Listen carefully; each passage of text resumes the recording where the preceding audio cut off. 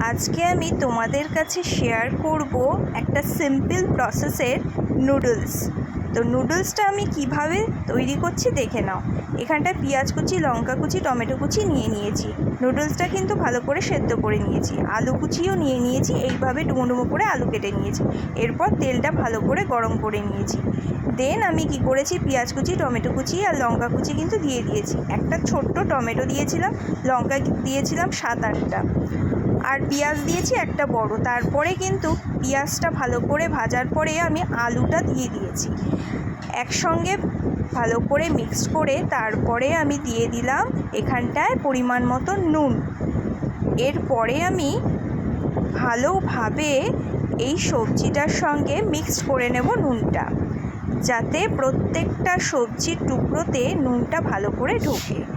এরপর আমি দিয়ে দেব পরিমাণ মতন চিনি আর নুন পরিমাণ মতন তোমরা কিন্তু দেবে, এর মাপটা আমি বলতে পারবো না। আর এরপরে আমি দিয়ে দিয়েছি অল্প একটু জিরের গুঁড়ো। আর হ্যাঁ, আমি কিন্তু এই চাউমিনটা আজকে সর্ষের তেলে তৈরি করব। সাদা তেল আমার ঘরে ছিল না, তাই জন্য সর্ষের তেলে। তবে তোমরা ভেবো না সর্ষের তেলে করলে একটা সর্ষের তেলের বাজে গন্ধ বেরোবে। সর্ষের তেলটা আগে ভালোভাবে গরম করে নেবে তারপর। আর এখানটা ম্যাগির মশলা ছিল ঘরে, এটা একটু দিয়ে দিলাম, একটা মশলা।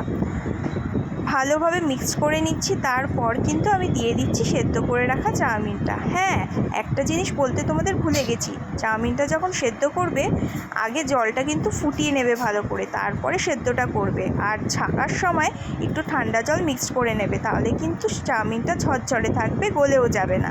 আর দেখো, ভালোভাবে কিন্তু মিক্স করে নেবে সবজির সঙ্গে, যাতে চাউমিনের প্রত্যেকটা জিনিস পুরো সবজির সঙ্গে মিক্সড হয়। প্রত্যেকটা জিনিস সবজির সঙ্গে মিক্সড হয়, এটা আবার কী ধরনের কথা বলে ফেললাম। যাই হোক, চাউমিনের প্রত্যেকটা টুকরো যাতে সবজির সঙ্গে মিক্সড হয়, কোনো চাউমিন যেন সাদা সাদা না হয়। নুডলস থেকে ডিরেক্ট চলে গেছি বাংলা পাতি চাউমিনের ভাষায়। এই দেখো, আমার কিন্তু নুডলস চাউমিন রেডি। আর তারপর সে একটুখানি শসা কুচি দিয়ে রেখেছিলাম। অসাধারণ হয়েছে এই নুডলসটা, একবার ট্রাই করে কিন্তু দেখো, খুব ভালো লাগবে।